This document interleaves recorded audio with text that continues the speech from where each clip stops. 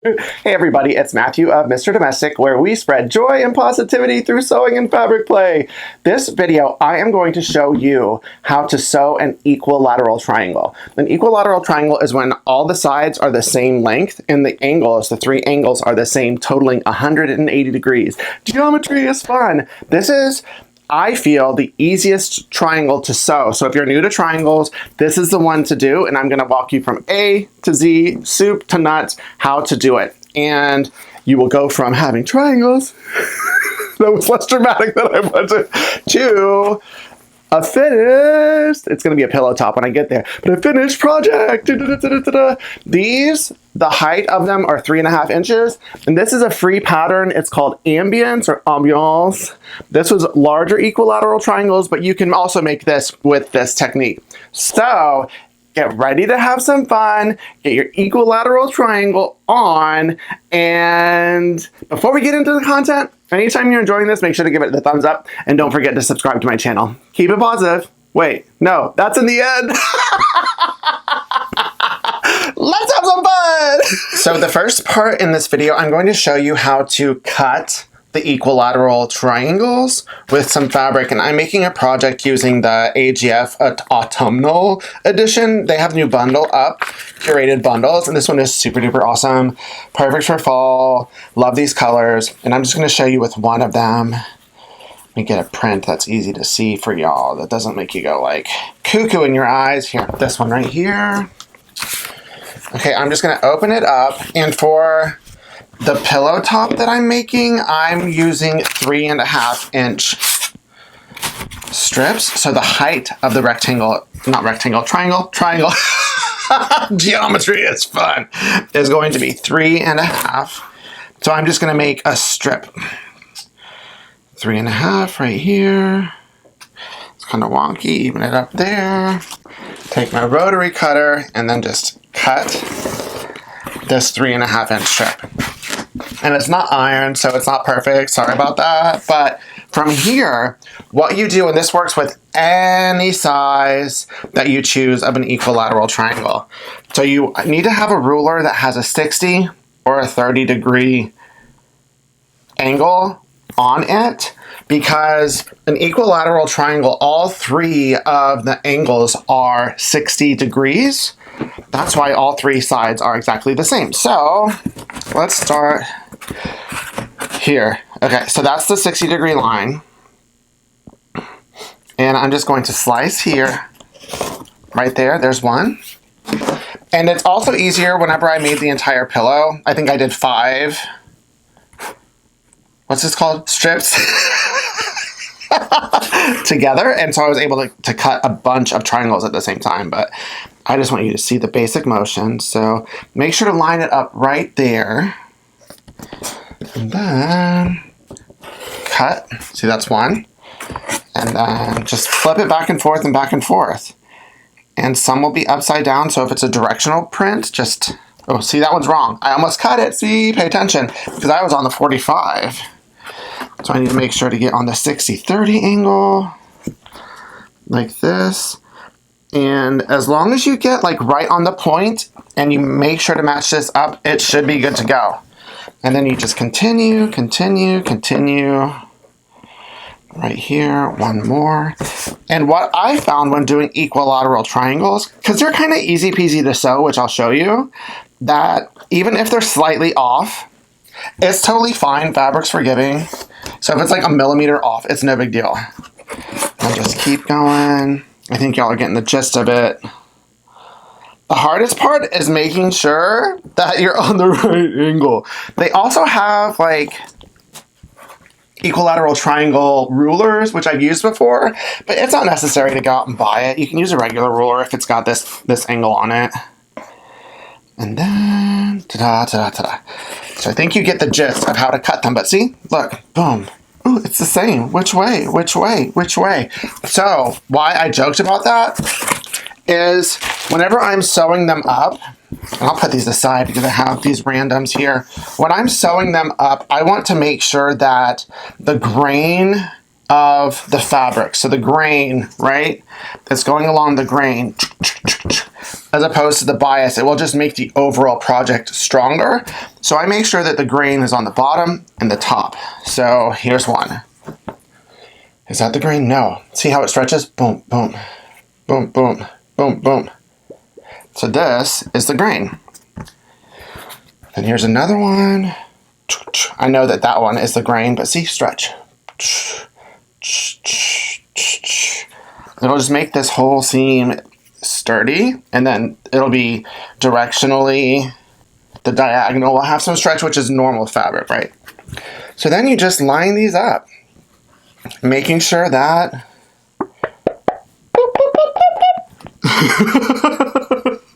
like that.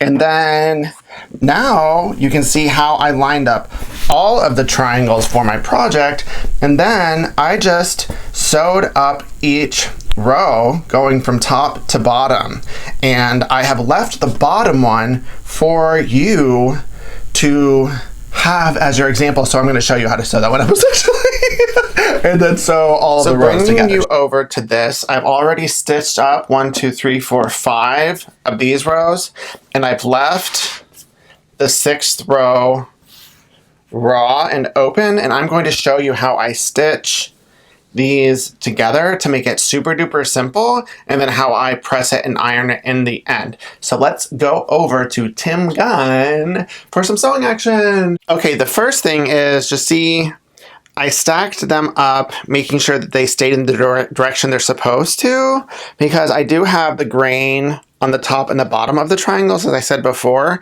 and it just makes it easier to sew. So now let's get our stitch on. And I don't know where my 1/4 inch foot is, so we're kind of estimating it, but I'm estimating it the same in all of it. So it's roughly 1/4 inch. So just so you can see these first two, let me pull them here. Okay, so these two are the first two. So you want it to stitch like this. And these are equilateral triangles. So regardless of how you have them, they're going to all match up. So I flip it this way because this is the grain. How you can tell, boom, boom, it doesn't stretch. This one stretches on the bias. So I flip it over like this, and then they all match up, see? Because it's equilateral. Then I'll just go here, and I'm just using that right here as my marker for everything. I think it's 1/4 inch.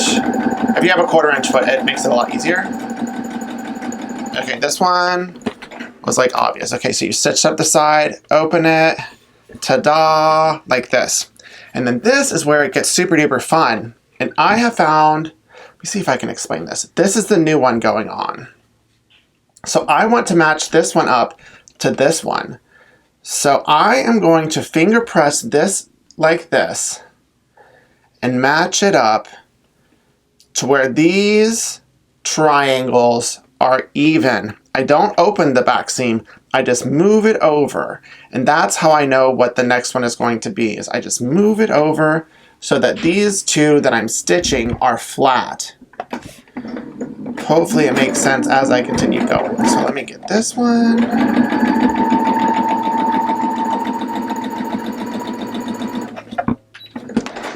Okay, so just so you can see it. Boom, see? That's how that one stitches. Let me back it up a little bit so you can see some more. Boop, boop, boop, boop. Okay, so let me try to explain this. Hopefully you'll be able to see it, but this one, with this, I have the option of pressing the seams two-way. I can press it this way, which would fold over this fabric, or I can press it this way. And as you can see on the back, this one is flat. This is the way that I want it to be, so that I can add the next one. Both of the triangles that I'm sewing together, I want to be flat. And this will make sense probably, if it doesn't make sense at this point, it'll make sense better whenever I press them all. But I'll leave a couple of these in real time so that you can see what I'm talking about. See, this one's done. And so this one I want to be flat. I'll show you once again, just to overkill this so you understand. This one is the one I'm going to sew the new triangle onto. So I have the option of pressing the seams this way, which doesn't have this one flat, or pressing the seam that way, and as you can see, this entire triangle is flat. That's how I want it to be. Flatten that. I'm going to add the next one like this. See? You see right there how it's flat? And I will... Let me get that in there. Okay. There we go. And I'll do one more after this in real time so that you can see. And so this one's done. One more. I'm going to just show you here. I want it flat, so it goes this way. And if you wanted to iron in between each step, go for it so that you don't have to finger press, but I'm lazy and I don't want to. I'm all about efficiency, and finger pressing works for me. Dun, dun, dun, dun. Estimate a 1/4 inch. See, it's stitching all the way here. And this is flat. Keep on going. Now I'm going to fast forward the remaining. You can slow this down if you want to continue to watch. So fast forward here.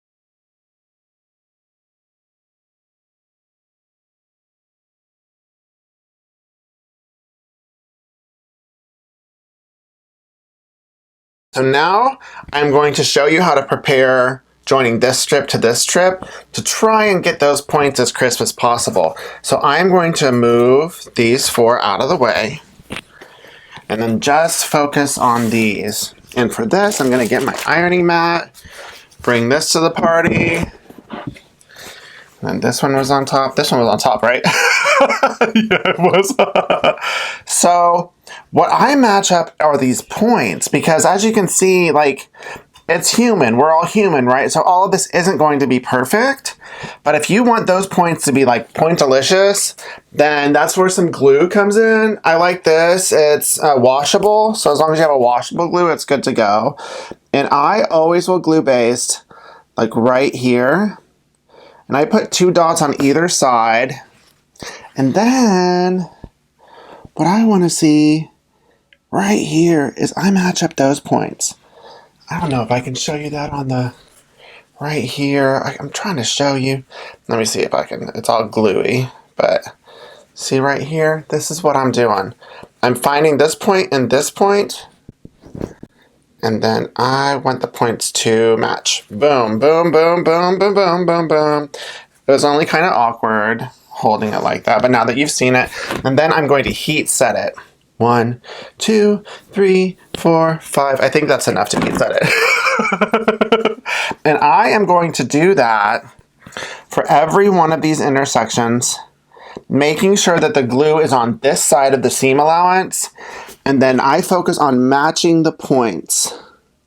Dun, dun, dun, dun, dun, dun. Because the points are what you're after.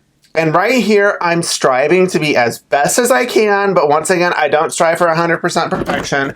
I strive for 95% perfection. So I recognize in that some of these points aren't going to be perfect. So if that's your jam, then maybe find another way. But most of them will be awesome, I promise. So I'm gonna fast forward gluing the others, and then I will take it over to my sewing machine.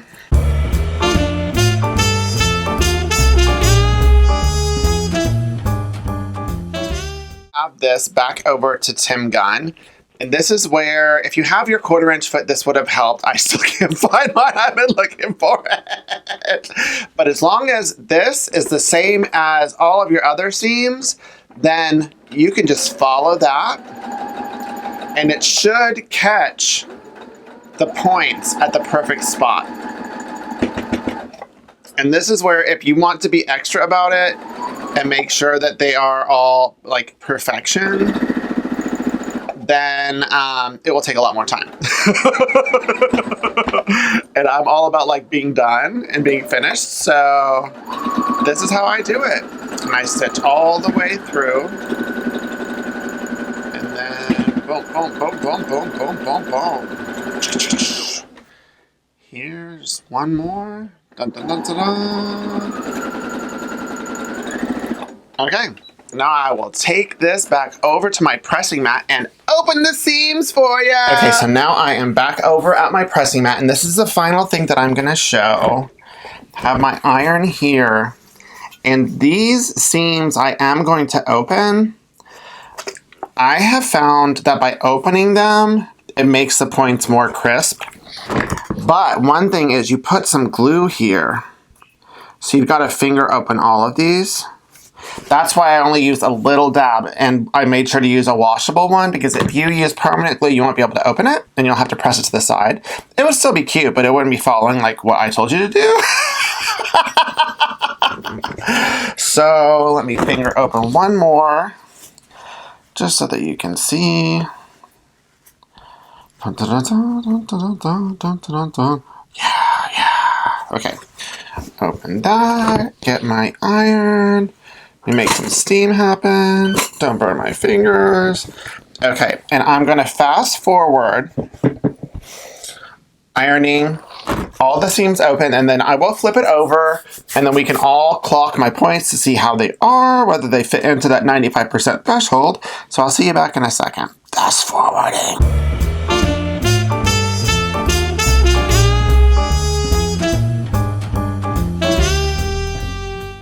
Okay, now back to real time. I'm gonna flip it over. Ooh, yeah. I do one final press, and because those seams are pressed open, it really opens up those points. It's where you get the full pointage, the pointillation, the pointification. And then let's look. I'll even get up close. I ain't scared. Look. Look at those points. Look at those points. I definitely give myself 95%. This is like a 98%er. So boom, boom.